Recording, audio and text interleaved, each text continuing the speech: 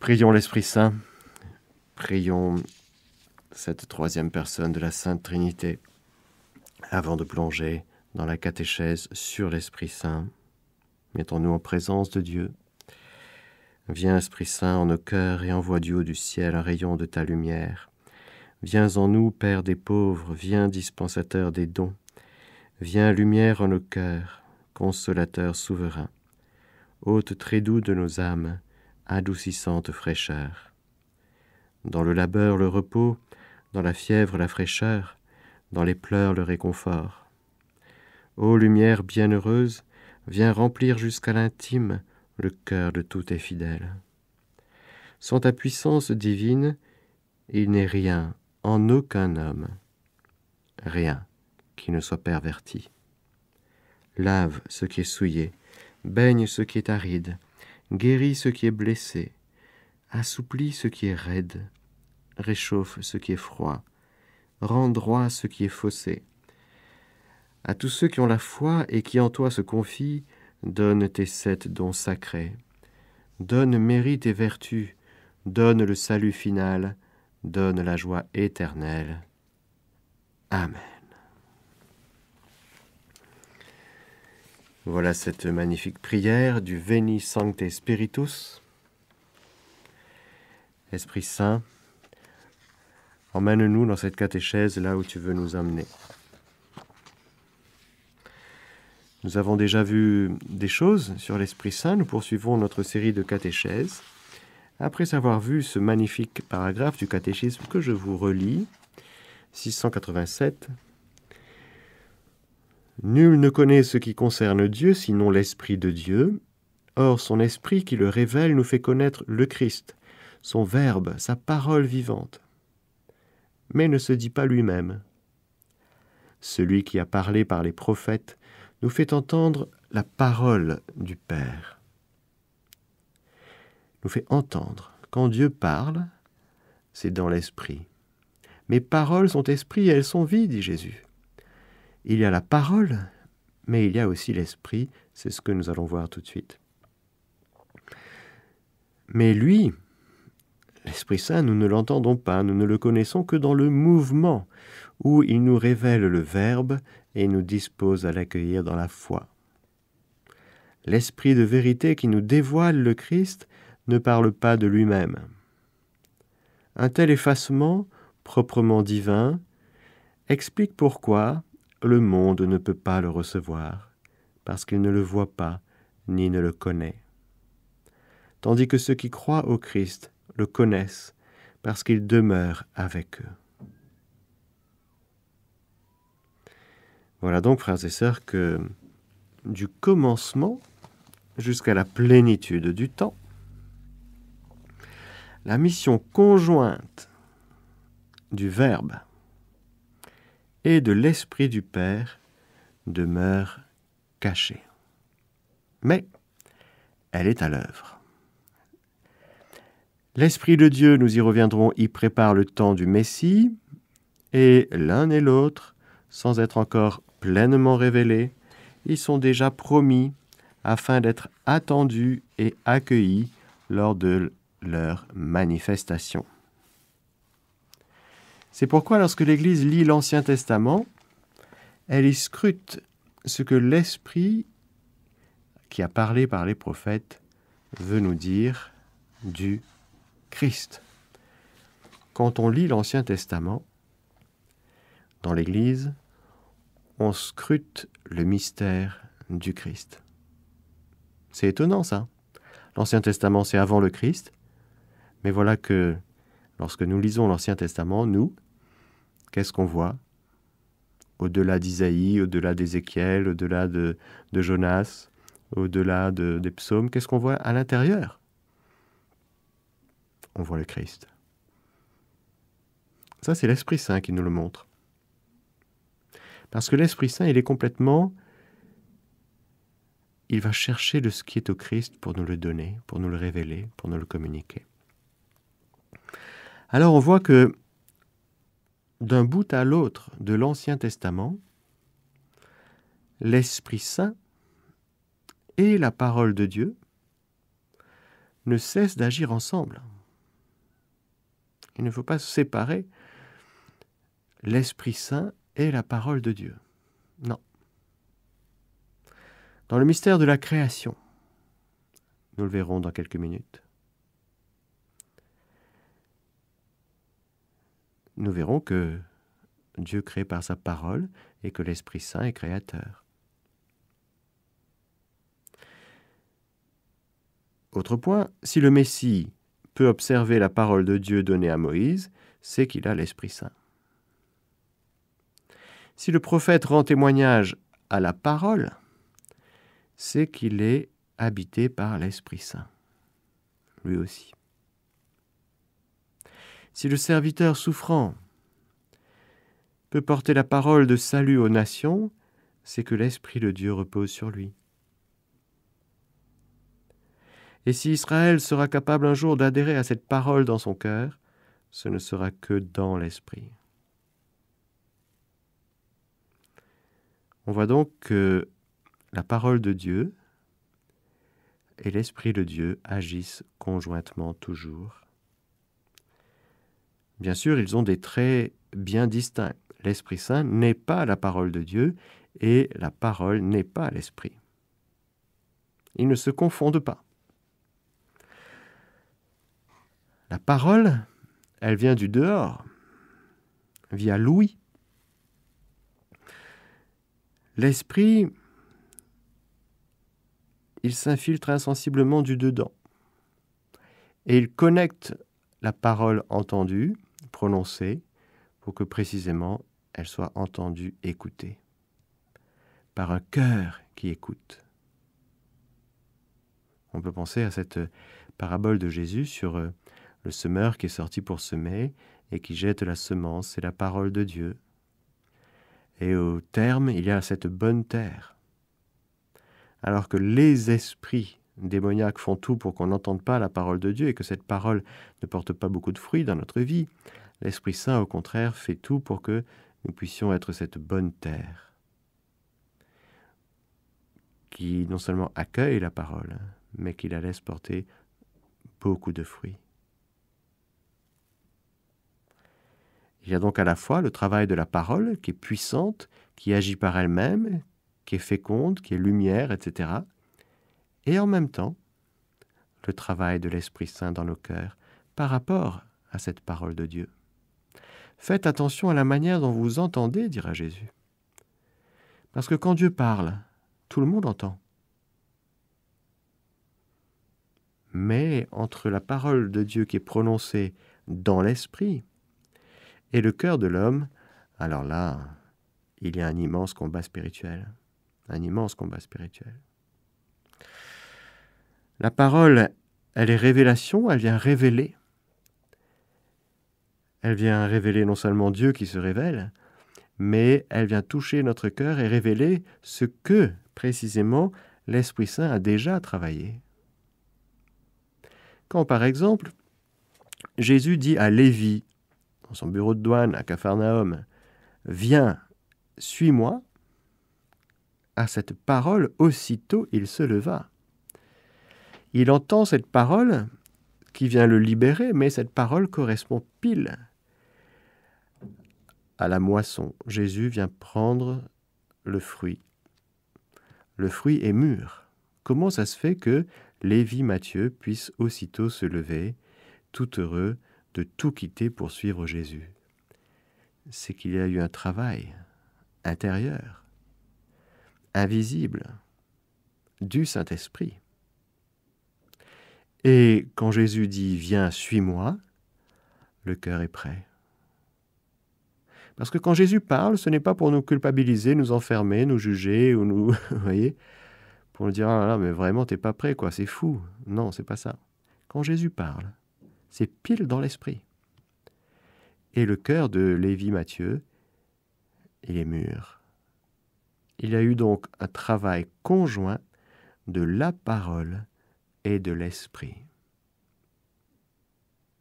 De sorte que quand Jésus vient, par sa parole, nous parler, nous enseigner, nous éclairer, il vient mettre des mots sur ce qu'on vit au-dedans de nous.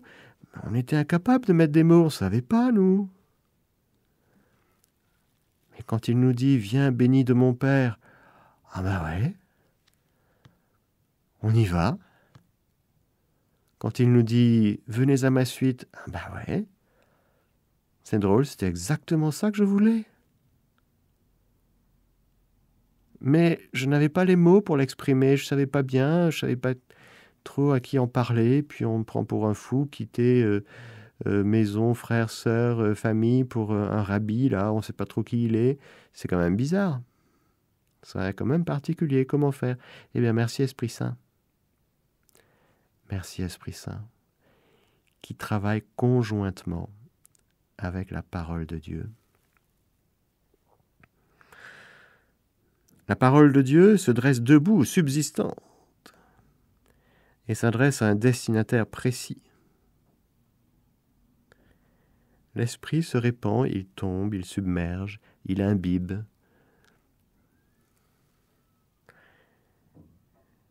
Dans l'Ancien Testament, on voit ça, et dans le Nouveau Testament, bien sûr, car quand Jésus vient, il ne parle que dans l'Esprit Saint, et ses paroles sont esprit et elles sont vie, à travers même ses enseignements, des paraboles, à travers un langage humain.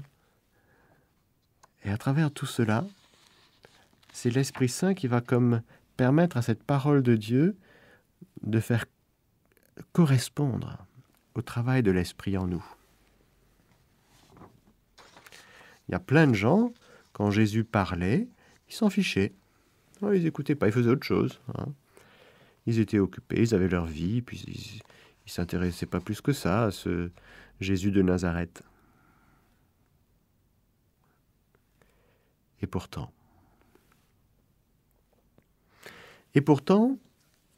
dans le mystère de la création,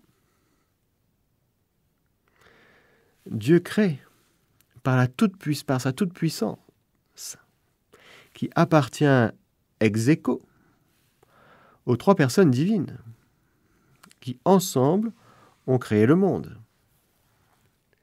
l'univers, et chacun de nous, au cœur de cet univers. Nous sommes le fruit de la toute-puissance créatrice de Dieu Père, Fils et Esprit Saint. Le catéchisme nous dira, paragraphe 703, la parole de Dieu et son souffle sont à l'origine de l'être et de la vie de toute créature. Parole de Dieu et souffle. Citant plusieurs passages de l'Écriture, par exemple le psaume 33, verset 6, « Par la parole du Seigneur les cieux ont été faits, par le souffle de sa bouche toute leur armée. » Psaume 104, « Tu envoies ton souffle, les animaux sont créés, tu renouvelles la face de la terre. » Bien sûr, dans le livre de la Genèse, dès le deuxième verset du premier chapitre. « Or la terre était vide et vague, les ténèbres couvraient l'abîme, un vent de Dieu tournoyait sur les eaux. » Mais au commencement, Dieu créa. Cette première œuvre merveilleuse qui sort de lui, mais qui n'est pas lui. Lui, il est l'incréé, et voilà que l'incréé est créateur. Il va créer ex nihilo, à partir de rien. Mais il n'y a juste rien, il n'y a que Dieu. En dehors de Dieu, il n'y a rien. Et voilà que Dieu crée. C'est l'œuvre de la Sainte Trinité. Donc, l'Esprit créateur. Alors le Seigneur Dieu modela l'homme avec la glaise du sol, il insuffla dans ses narines une haleine de vie, et l'homme devint un être vivant. Dans le livre de la sagesse, nous voyons ceci. L'Esprit du Seigneur en effet remplit le monde, et lui, qui tient uni toutes choses, a connaissance de chaque mot.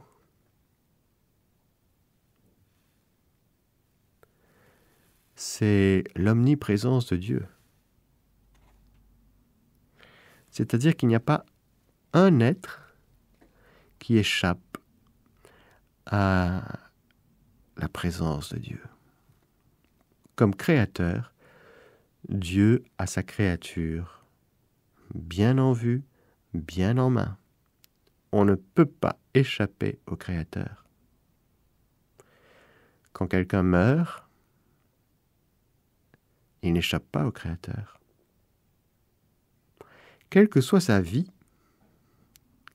quelle que soit la qualité de sa vie, l'être humain, l'être, ce que nous sommes, quoi que nous fassions, quoi que nous pensions, quel que soit notre agir, le fait d'être et d'être un être humain est le fruit immédiat de l'acte créateur de Dieu. Si dans notre vie, dans notre agir, nous pouvons combattre Dieu, le fuir, résister à son action, à ses sollicitations, ou au contraire, nous pouvons l'aimer, l'adorer, nous pouvons entrer dans l'alliance avec lui, personne n'échappe à l'acte créateur de Dieu. Les démons non plus, et les damnés. Toutes les personnes qui sont en enfer n'échappent pas à l'acte créateur de Dieu. Car Dieu ne détruit pas sa créature, sa création, non. Ah, l'homme détruit, oui. Il détruit tout ce qu'il peut détruire, sous l'influence du diable. Et il peut même inventer des lois pour promulguer la destruction, promulguer la mort, légiférer et organiser la mort des plus fragiles, avant qu'ils naissent, ou dans leur vieillesse, dans leur maladie. Ce sont des civilisations de mort, qui sont sous l'influence, non pas de l'Esprit Saint, de l'Esprit de Dieu, mais des esprits démoniaques. Car quand on est mu par l'Esprit Saint, on est au service des uns des autres. Et nous nous accompagnons les uns les autres dans un esprit de charité et de service jusqu'au ciel. Petite allusion à ce qui se passe de dramatique en ce moment même.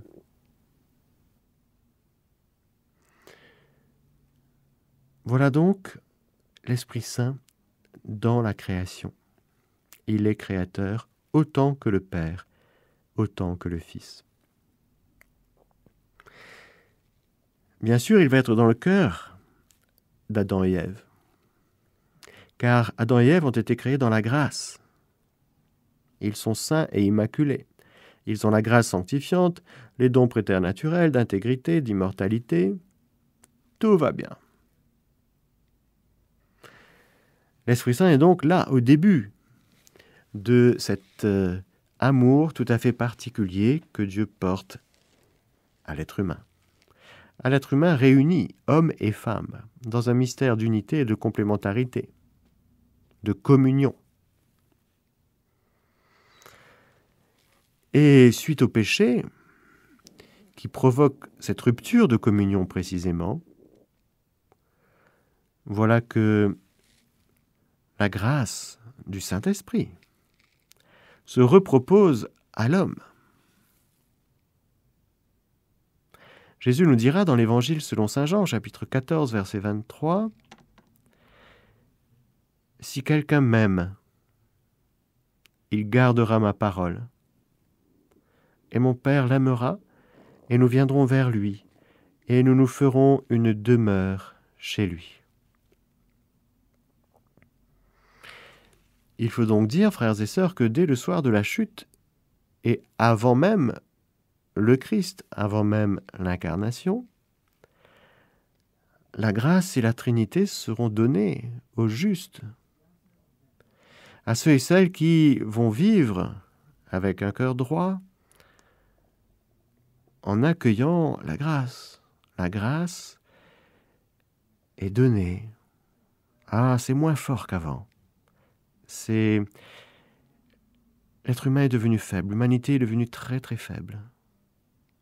Elle reste capable de Dieu, capable de le connaître, mais nous sommes si affaiblis.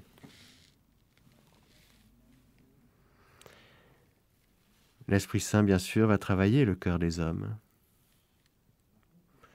Il est hors de doute que l'Esprit Saint a habité par la grâce même dans ceux des justes, ceux qui ont précédé le Christ, comme l'Écriture nous l'atteste des prophètes, de Zacharie, de Jean-Baptiste, de Siméon, d'Anne. L'Esprit Saint qui sera répandu au jour de la Pentecôte, frères et sœurs, c'est l'Esprit Saint qui va se donner en vue non de commencer à habiter les saints, mais de les inonder de sa profusion. Bien sûr, l'Esprit Saint travaille toujours. On pourrait dire, comme Jésus a dit, le Père et moi, nous travaillons sans cesse, nous travaillons sans cesse dans l'Esprit Saint. L'Esprit Saint travaille sans cesse le cœur de l'homme. Il va parachever ses dons. Il va amplifier ses largesses à la Pentecôte. Mais l'Esprit Saint déjà travaille, bien sûr, avant même la Pentecôte.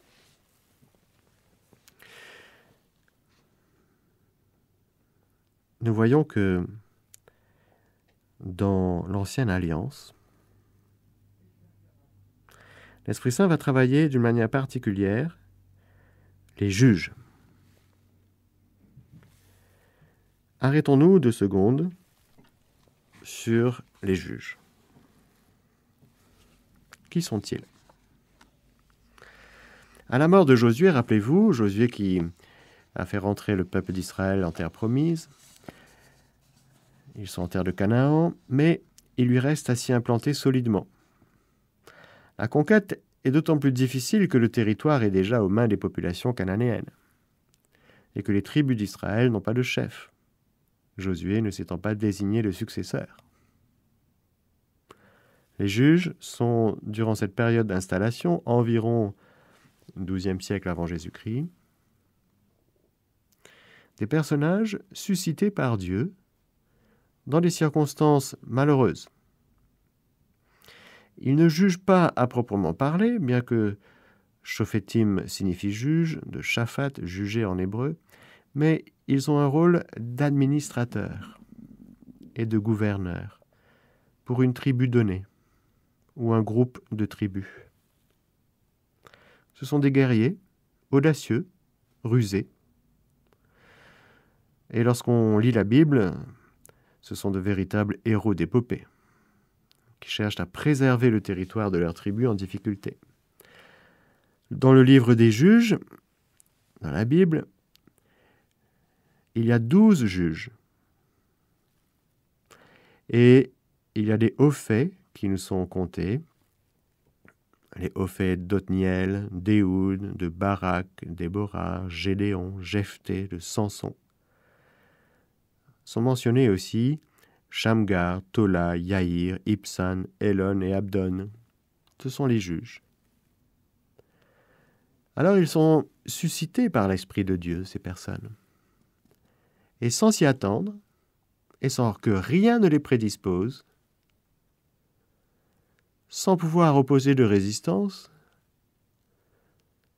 ils sont en général de simples fils de paysans. Samson, Gédéon, Saül, sont brusquement et totalement changés.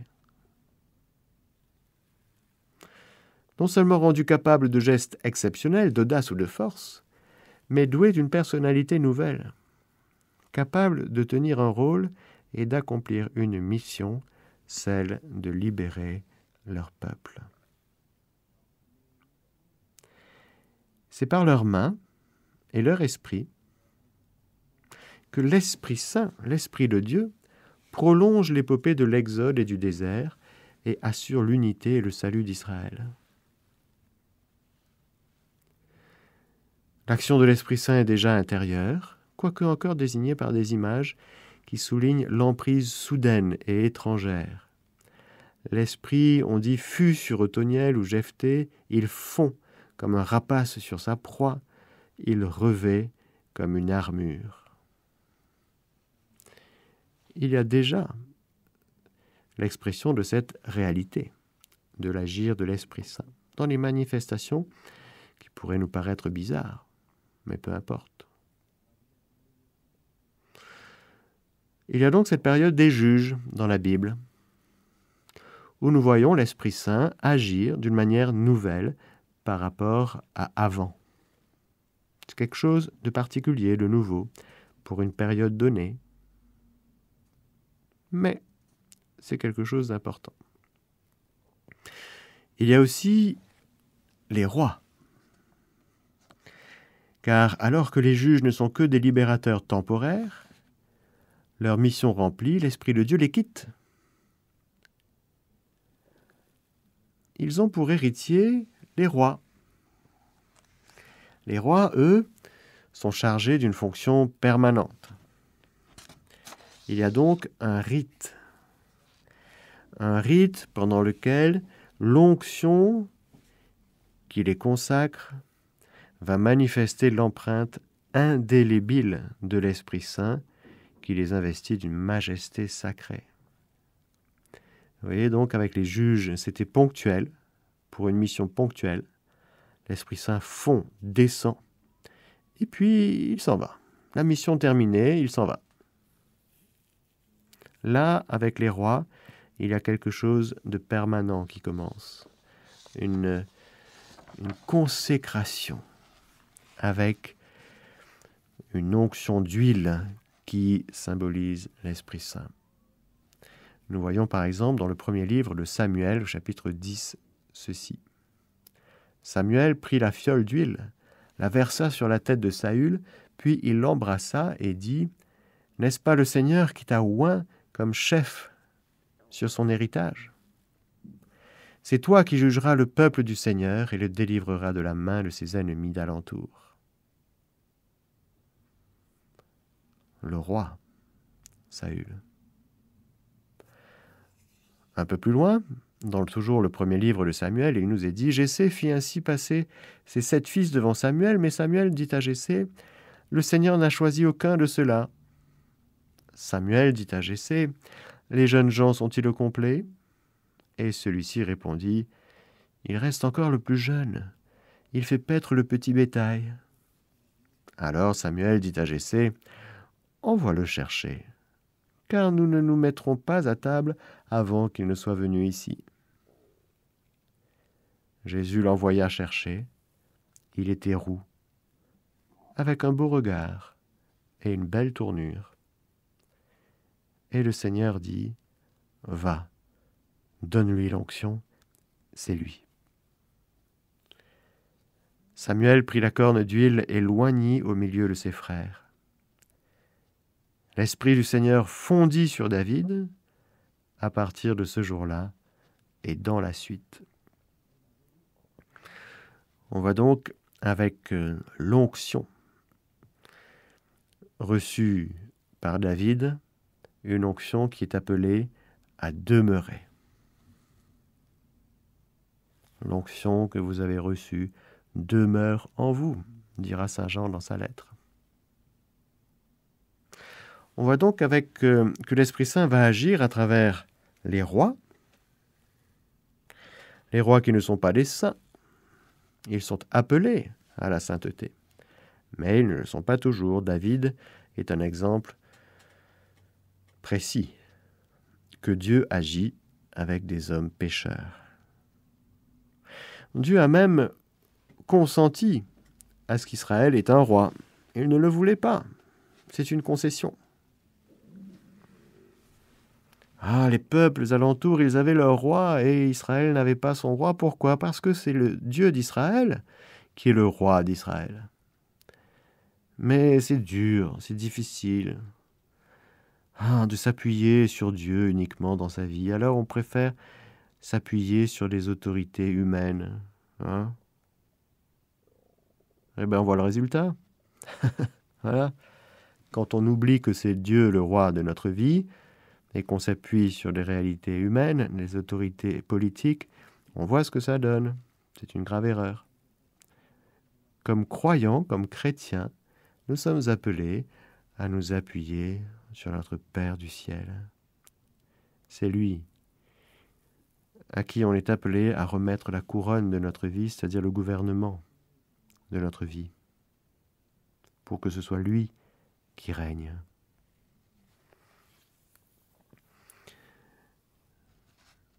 Après les juges, les rois, nous voyons dans la Bible l'Esprit Saint qui va agir à travers ce qu'on appelle les nabis et les prophètes. Les nabis, ce sont les devanciers des prophètes. Ce sont un peu des professionnels de l'exaltation religieuse qui ne font pas toujours la nécessaire différence entre les pratiques qui les mettent en transe et l'action divine. Ils sont pourtant l'une des forces vives du peuple d'Israël car ils rendent témoignage à la puissance du Seigneur. On reconnaissait même à travers eux le Seigneur qui parlait. Par exemple, dans le livre des Nombres, il y a un passage qui nous dit ceci.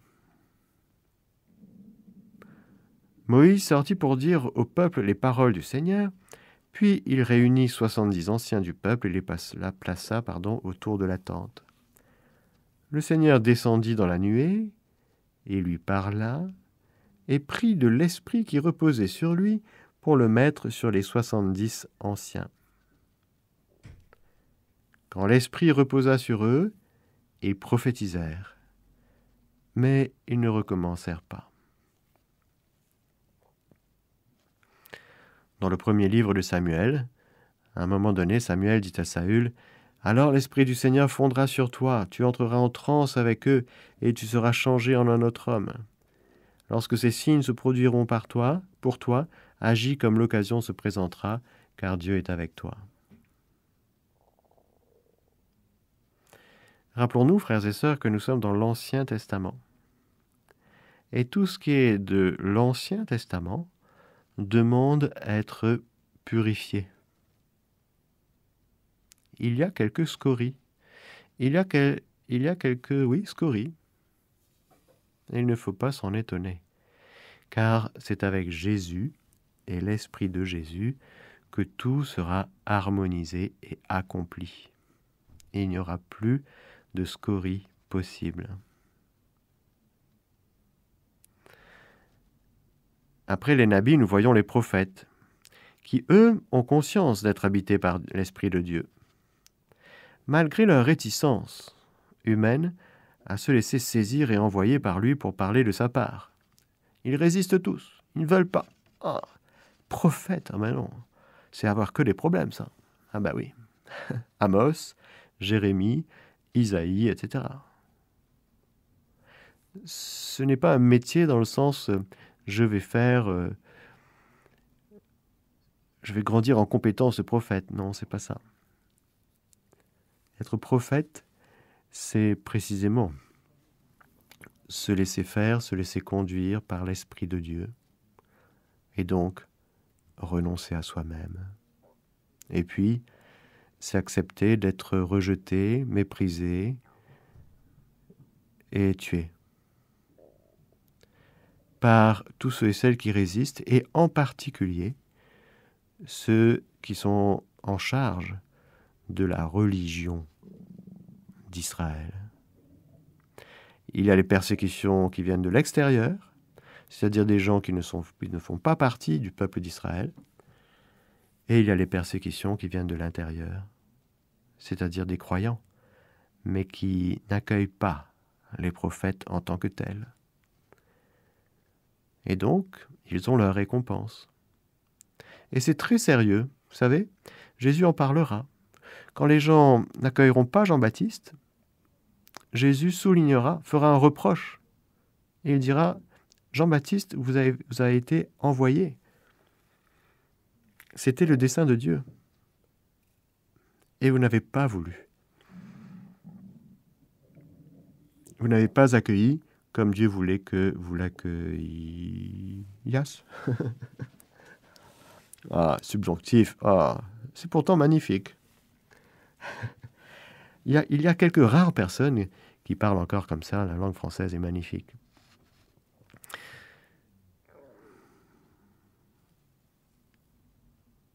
Très appauvrie à notre époque, malheureusement.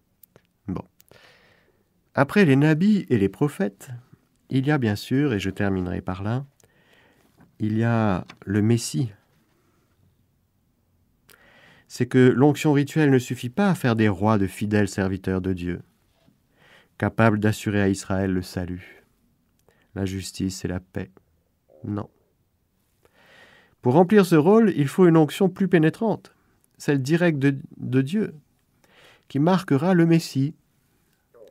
Sur celui-ci, les promesses de Dieu disent que l'Esprit ne fera pas que descendre, mais reposer. Jean-Baptiste dira quand il verra Jésus et quand il témoignera, il dit « Celui qui m'a envoyé m'a dit que celui sur qui tu vois l'Esprit descendre et reposer, c'est lui, l'élu de Dieu, c'est lui. » En lui, ce Messie, l'Esprit fera éclater toutes ses ressources. La sagesse, l'intelligence, le conseil, la force, la connaissance, la crainte de Dieu, comme dans les grandes et belles âmes religieuses en Israël.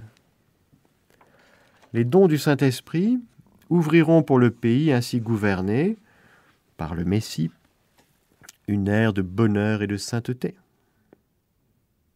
C'est tout le début du chapitre 11 d'Isaïe.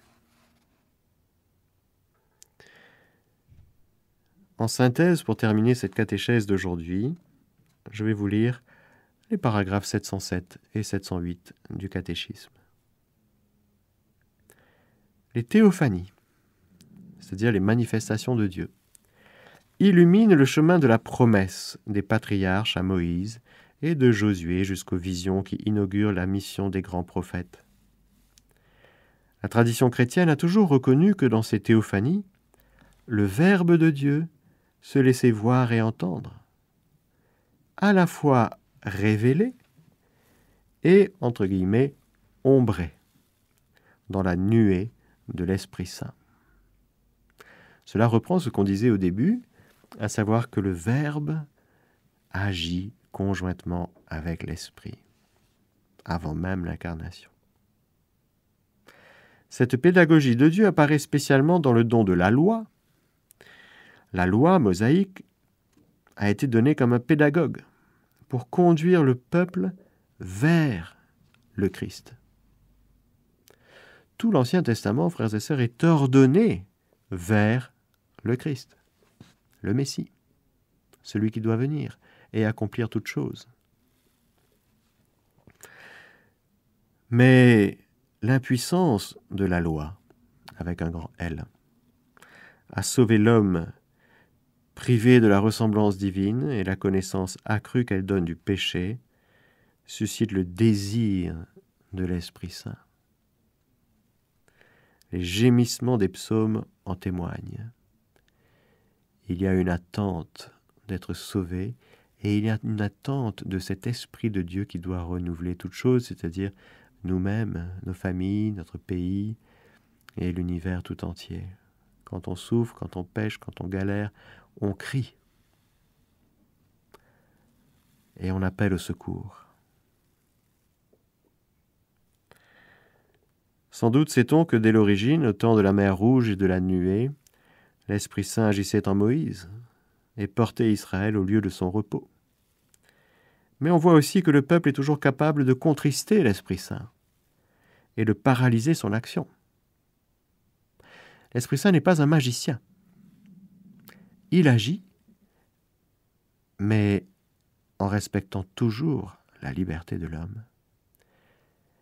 Il agit de telle façon à nous incliner à dire oui, à coopérer à son agir, à son œuvre. Je vous donne la bénédiction du Seigneur, et vraiment que cette bénédiction agisse puissamment dans votre cœur et dans votre vie. Le Père, le Fils et le Saint-Esprit. Amen.